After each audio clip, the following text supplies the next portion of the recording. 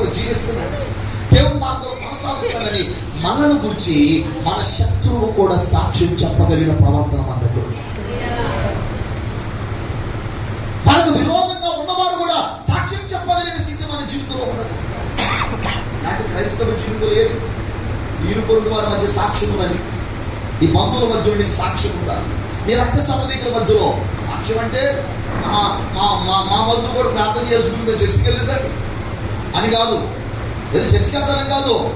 ఏమంటే ఒకప్పుడు ఇలా ఉంటే గయ్యాలి గంపలా ఉండేది, ఇప్పుడు స్వార్థ గంపలాగా మారిపోయింది. ఒకప్పుడు మూర్ఖత్వంగా ఉండేది, ఇప్పుడు సున్నితత్వంగా మారిపోయింది. ఒకప్పుడు అక్రమంగా సంపాదించేది, ఇప్పుడు యథార్థంగా సంపాదిస్తుంది. ఒకప్పుడు దేవునికి విరోధంగా నడిచింది, ఆ మాలాగా అన్ని చేయవని వ్యవహరించింది, ఇప్పుడు అలా లేదు. అన్ని విషయాల్లో కూడా